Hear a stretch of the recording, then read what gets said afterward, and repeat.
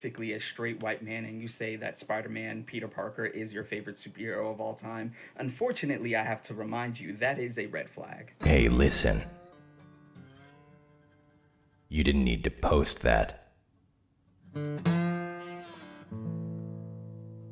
Why? Why did you post it? It's too late now to delete it. Now we just have to live with it. So, my fellow men, because that's where this is going eventually. This guy goes, he starts off with white dudes and he goes full blown male feminist. So it is what it is. So my fellow guys, is it a red flag if you like Spider-Man? Let's talk about it.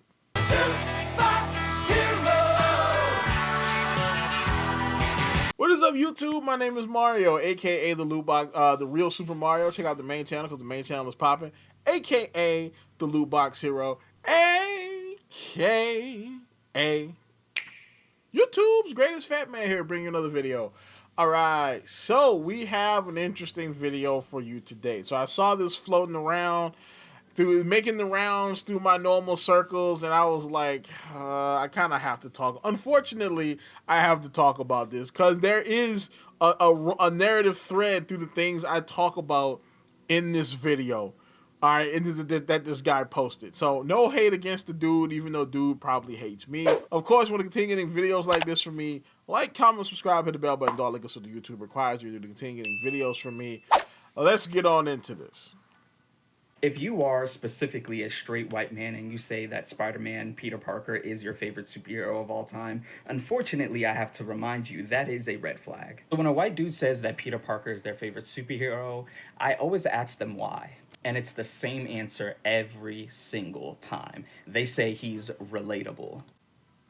Yes. That's why. That's the point. That's how we used to write characters back in the day. We used to write characters for relatability, not exactly for the message that they hold or the message that they can carry and take to other people. They write characters to be relatable to people because if the character is relatable, then the character will sell. That's what it is. People will buy the books if they can relate to them. You know what I'm saying? I don't see what's wrong with that, you know, but let's let sexually ambiguous black man continue. And I always get confused about this whole relatability thing, specifically with white people towards Peter Parker. That's racist. Because what is relatable about him? And even if you don't read comic books, you know Peter Parker is the character who has gone through a lot of struggle. That's the relatable thing. That's what people relate to him because he's gone through struggle. I know. I hope that this is not gonna go to where I think it's gonna go, to where he's like, oh, you know, these people, how could they relate to struggle?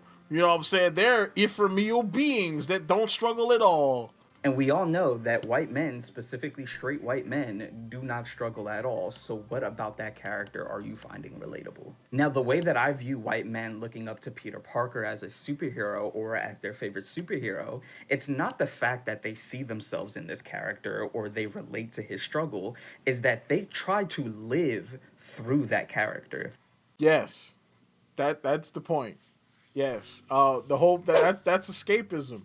The whole thing with escapism is that you get a character or a story that you like or a world that you like, and you live vicariously through that character in that world. That's the point. You do that so that you can come back to real life and you don't end up choking somebody. Because, you know what I'm saying, you need that break from reality every once in a while. Yes, contrary to, I guess, popular belief that white people do struggle. I mean, their struggles aren't the same as ours, and there is an air of privilege in that situation where, you know, certain things happen to white people and certain things happen to black people, but we all are humans. We all struggle, okay? Some struggles touch everybody, like, I don't know, the death of family members. Over here, Uncle Ben.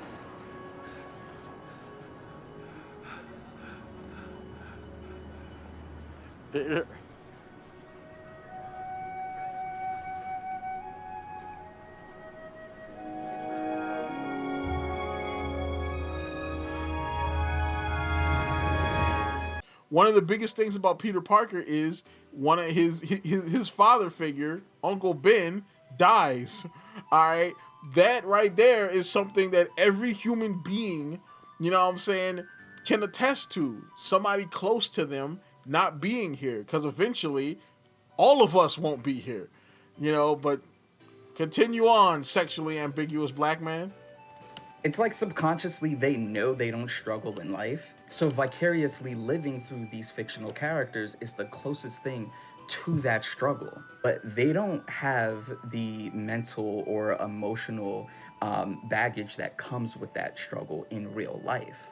Or at least not in the same way that us black people do. That's racist.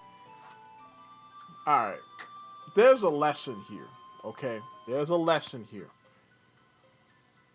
Here's the thing, whenever I'm talking about like race issues or whatever, outside of like narratives, like, you know, writing and characters, I always say, okay, say the thing I want to say, but say it as if a white person was saying it to me.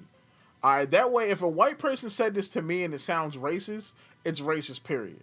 So saying that these people don't have the emotional or mental acuity to go through, you don't see how that sounds? Imagine if like Matt Walsh came up and was like, well, these brown people don't have the mental and emotional acuity to actually understand why beards are acceptable in society. Like, can you imagine if he said something like that? People will be like, oh my gosh, like Matt Walsh is racist. He said that black people are stupid and they evolved from monkeys. Like, it would be an insane reaction if he said something like that. Okay? Like, I don't, like, it's like a weird, like, self-awareness thing where they're not aware of the things that they say, like how they actually sound. Now, when a black woman specifically says that Spider-Man is their favorite character, that's actually a green flag and not a red flag. Say that again? Now, when a black woman specifically says that Spider-Man is their favorite character, that's actually a green flag.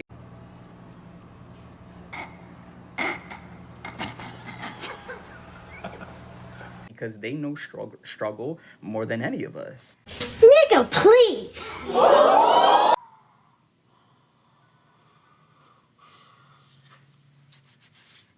You know what, sexually ambiguous black man? Thank you. You know, I want to thank you because I second guess myself in my content a lot, which is one of the reasons why I don't put out as many videos as I should, because I second guess myself a lot. And are the things I'm saying bad? You know, am I going too hard on this, or am I not going hard enough? I do this a lot, you know, and you have confirmed to me that when it comes to black female characters, I don't think I'm hammering hard enough on this, because I honestly was second guessing myself a lot with this, okay? But this is the way people think when they write characters, all right? Whenever I tell you, oh, there's tons of like black female characters out here, this is the mentality that creates it right here. He said that, oh, it's a green flag if black women like Spider-Man, and you see he skipped over black men, right? I'm not trying to be red-pilled. I'm not trying to be manosphere. I'm not trying to do any of that kind of stuff. I'm just saying he went from white dudes, skipped completely over black men, and went to black women. If black women like Spider-Man, it's a good thing. Okay, that's a green flag because they are way more oppressed than everybody else. And this right here is the mentality. All right, whenever they try to come out with another black female character, they're doing it because, oh, well, this group needs more attention than everybody else because they go through the most and they need more press, more spotlight and more characters. This is why, all right, they're trying to break this mythical status quo that they have in their heads. The conventionally attractive cis hetero normative patriarchal power structure. Now, another reason why white men saying that Spider-Man is their favorite character is a red flag is because they see Peter Parker go through this struggle and they see him still come out a good person even after all that he's gone through. So they subconsciously think like, oh, if he could go through that struggle and still be a good person, I could do the same thing too. That's racist. Yes, that goes for anybody. That's really any struggle with any character. Like, you look at Guts All right, Guts is literally a character that is fighting against fate itself. He is cursed by fate to be hunted down and murdered by demons. And he is fighting against this with everything that he has left. Okay? That is why people like Guts. All right? Because again, like, oh, if Guts can do that, if he can fight against demons his whole life and, every day, I could deal with the little stuff that I deal with. You know what I'm saying? I could deal with the little stuff in my life. You know what I'm saying? That's how you do it. You know what I'm saying? That's the point. Like, what else? What else sexually ambiguous, black man? But what a lot of men don't realize is that there's more to being a good person than to just lock in, going to the gym, and making lots of money. There's actual work that needs to be done mentally and emotionally to be a good person. Oh God, it's the psychological crap, man. One of the worst things that happen to human discourse is all this psychological terms and garbage getting thrown to the common people, bro. Like, we don't need to know about all these terms. I hear people talk about gaslighting and, oh, you have to do the mental labor and the mental work and the emotional work. People just want to read comic books, man. This is why, this right here is the problem with black characters, modern black characters, because they're not thinking about relatability. They're too busy trying to think about, oh, we're trying to make characters that help you evolve as a person. No, just make them relatable. If they can relate to your character, you can elevate them that way. You need to get them to relate to your character first. Look at Ironheart. There are interesting stories you could tell with Ironheart. But the thing is, she screwed up right at the beginning because she made herself non-relatable. Okay? If you can't relate to this character, then you can't really connect with the character. And if you can't connect with the character, you can't learn anything from them. This is why people learn stuff from Goku. You know what I'm saying? Look at Stone Cold Steve Austin. Stone Cold Steve Austin revolutionized the generation of men because guess what? He was relatable. He hated his boss. He drank beer. He cursed. And he beat people. He beat up his coworkers. That's some of the most relatable stuff of the 90s and early 2000s. That's why he's like one of the greatest to ever do it. Relatability is massively important. If people can't relate to your characters, then why would they want to watch them? Why would they want to play them? Why would they want to indulge in your character's world and stories? Like, not to mention, who cares about emotional labor right now? All right, leave that stuff to your psychiatrist, man.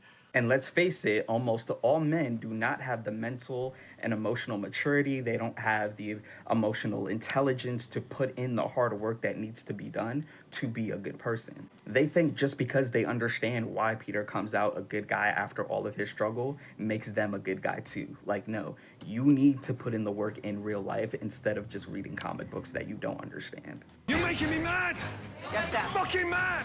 Spider-Man didn't even go to the gym. You act like Spider-Man was a whole Sigma male. Spider-Man was a dweeb that got radiated by spider poison and then became, a buff dude. All right? He didn't go to the gym and get these gains. They were thrust upon him. You know what I'm saying? Not to mention, Peter never was red-pilled. He was always a regular person. The point of reading comic books is not to build up to do the emotional labor that you feel like people need to do in order to be a person like you.